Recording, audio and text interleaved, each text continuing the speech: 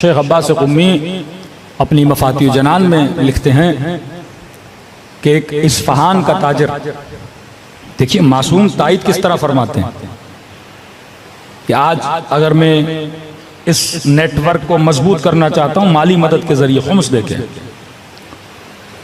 तो मुझे शक है कि पता नहीं ये इमाम ज़माना तक पहुंचता है कि नहीं पहुंचता। कि अल्लाह कहता है ना, तुम जो बकरे ज़बा करते हो उसका गोश्त मुझ तक नहीं पहुंचता, लेकिन तुम्हारी नीयत मुझ तक पहुंच जाती है। तो ये इस्फहान का ताजिर कहता है कि मैं अपना खुम्स लेके नजफ गया, तो नजफ में कुछ मराजे थे, मैंने उनको दिया। एक को मैंने मसलन 1 लाख रुपया लेगा, एक को मैंने 30,000 दिया। बसरा गया, वहां पे एक और मरजा था, मैंने उसे 30,000 और दे दिए। काजमैन गया, वहां पे एक और मरजा थे, मैंने 40,000 उनको दे दिए। काजमैन गया, मैंने ज़ियारत की इमाम मूसा काजिम की। फिर सामिरा गया, मैंने ज़ियारत की इमामैन हुमामैन की। कहता अब जब वापसी पे पलट रहा था, शब जुमा थी, तो वापसी के रास्ते पे मेरी मुलाकात एक सैयद बुजुर्गवार से हुई। बड़ा नूरानी चेहरा, सैयद वाला लिबास। तो उन्होंने मेरा नाम लेके कहा कि फलानी कहाँ जा रहे हो। तो मैंने कहा मैंने ज़ियारत कर ली, अब लंबा सफ़र है, मैंने वापस ईरान जाना है। तो कहा देखो आज शब जुमा है, और शब जुमा मेरे जद की ज़ियारत करने का बहुत बड़ा सवाब है। अब ये क्या समझ रहा है कोई सैयद है, तो ये सवाब मत गवाओ, ज़ियारत करो फिर जाओ। तो मैंने कहा ठीक है सैयद बुजुर्ग, अगर आप कहते हैं मैं आपके साथ, आप भी जा रहे हैं, हमें भी जा रहा हूं, हरम शब जुमा है, मेरे जद की ज़ियारत करो। कहते हैं हम के साथ चलने लगे। कहते हैं रास्ते में एक जमीन का प्लॉट था, वो किसी सैयद का था। वक्त के हाकिम ने उस प्लॉट पे रोड बनाया, कब्जा करके किसी सैयद के घर पे रोड बना दिया। हमारे मराजे का फतवा था कि क्योंकि ये मकान गस्बी है तो शिया इस जमीन से न गुजरे, क्योंकि गस्ब हो चुका है। तो जैसे वो प्लॉट आया तो मैंने उस प्लॉट से दूरी इख्तियार की। तो इन्होंने कहा कि दूर क्यों जा रहे हो। मैंने कहा महाराजे का फतवा है, यहां से नहीं गुजरना। का फतवा सही है, लेकिन क्योंकि ये हमारा ही प्लॉट है, लिहाजा हम तुझे इजाजत देते हैं कि यहां से गुजरो। कहते अब भी मुझे बात समझ में नहीं आई। पहुंचे हरम में, मुझे कहा कौन सी ज़ियारतें पढ़ते हो। मैंने कहा मौला ये पढ़ता हूँ, सैयद ये पढ़ता हूँ, वो पढ़ता हूँ। उन्होंने कहा ज़ियारत अमीनुल्लाह पढ़ो, इस ज़ियारत की बड़ी फजीलत है।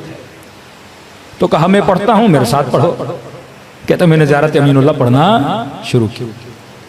लेकिन जब सलाम देते हैं ना 12 इमामों को, मेरा सलाम हो अली पर, मेरा सलाम हो हसन पर, मेरा सलाम हो हुसैन पर, कहते हैं जब 12वें पर वो आते थे तो ये नहीं कहते थे मेरा सलाम हो महदी पर, कहते थे मेरा सलाम हो मुझ पर।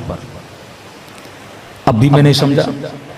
फिर कहा कि ज़ियारत जामे कबीरा पढ़ी है। मैंने कहा जी, कहा इसकी बहुत फजीलत है, इसमें फ़ज़ाइल अहले बैत अलैहिस्सलातु वस्सलाम है।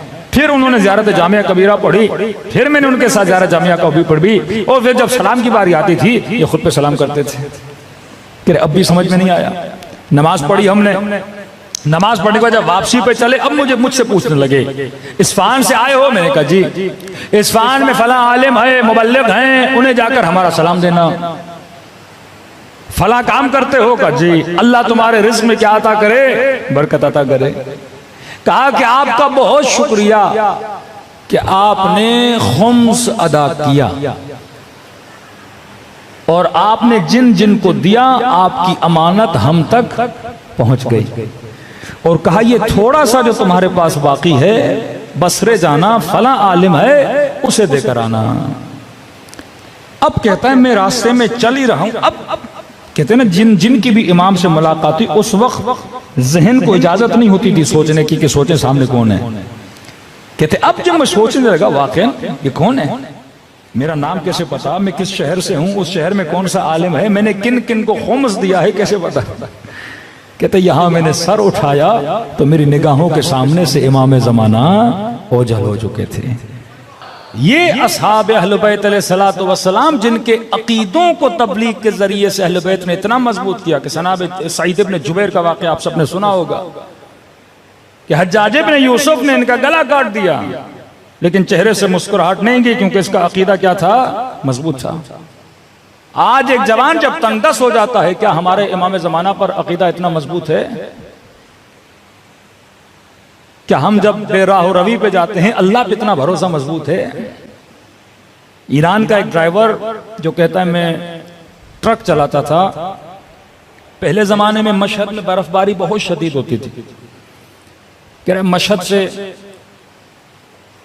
ट्रक चला के मैं तेहरान की तरफ जाना चाहता था, तो शदीद रास्ते में बर्फबारी हुई। इतनी बर्फबारी के जो गाड़ी के वाइपर थे वो भी काम करना तकरीबन छोड़ गए।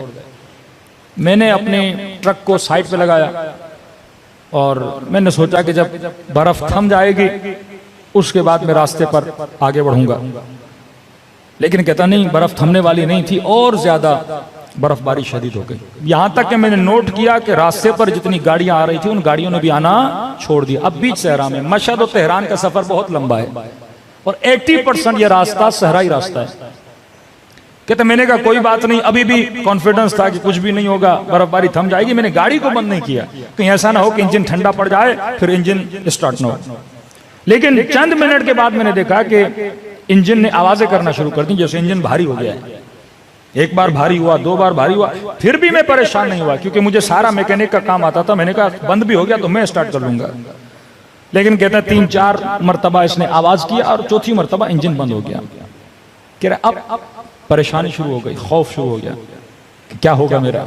मैं जल्दी से उतरा, पाना उठाया और जहां जहां तक हो सकता था मैंने इंजन को देखा। इंजन भी सही सालिम था, हर चीज मैंने चेक की। गाड़ी को स्टार्ट करना चाहा, गाड़ी स्टार्ट नहीं हुई। इतने में कहता है मैं गाड़ी के कमरे में आके बैठ गया। बस ये था कि अंदर बर्फ नहीं आ रही थी, लेकिन सर्दी वही थी जो बाहर वाली सर्दी थी। अब कहता है मौत की याद आने लगी मुझे। मैंने कहा ड्राइवर अब तो तू मर गया, इतनी सर्दी, सामने से कोई गाड़ी नहीं, इंजन भी बंद हो गया। और आहिस्ता आहिस्ता मैंने महसूस किया कि मुझ पर गुनूद की तारी हो रही है। मैं समझ रहा था कि यह गुनूद की नींद की नहीं है, अगर आंख लगी तो यहां मैं मर जाऊंगा। कहा ना कहीं अपनी नस्लों के जहनों में इमामत के नजरिए को मजबूत करोगे तो ये बच जाएंगे। कहते अचानक किसी मजलिस में किसी मौलाना का जुमला सुना था कि शियो हम वो हैं जिनका इमाम जिंदा है। तो कहते हैं मैंने 3 मरतबा ज़बान से जुमला का या साहिब ज़मान अदरिकनी, मौला मेरी मदद को आइए, मौला मेरी मदद को आइए। कह रहे जब ये कह रहा था तो शायद हमारे बरादर ये सवाल करें कि इसने या अल्लाह मदद क्यों नहीं बोला। कहता है मैंने ये नहीं बोला अल्लाह मेरी मदद कर, मैंने कहा या साहिब ज़मान अदरिकनी। खुद ही कहता है, कहता मुझे शर्म आ रही थी कि मैं अल्लाह से मदद मांगूंगा। किस बात पे? कहता एक तो मैं नमाज का पाबंद नहीं था, दूसरा ये मेरे अंदर एक गुनाह है कबीरा की बीमारी थी। तो अल्लाह भी तो बोलेगा ना, अब जब मुश्किल में आए हो तो अभी मेरा नाम ले रहे हो। तो मैंने कहा इमाम जमाना की आबरू है अल्लाह के दरबार में। तो इमाम से तवस्सुल किया कि मौला मैं बहुत गुनहगार हूं, आपसे तवस्सुल कर रहा हूं कि अल्लाह के दरबार में वसीला बन जाएं ताकि मेरे ऊपर कोई रहमत आ जाए। और मैंने वादा किया कि आज के बाद नमाज की पाबंदी करूंगा और वो गुनाह जो मैं मिंबर से बता नहीं सकता, जो बहुत कभी गुनाह की आदत थी इसे, उस गुनाह को मैं क्या करूंगा, तर्क कर दूंगा।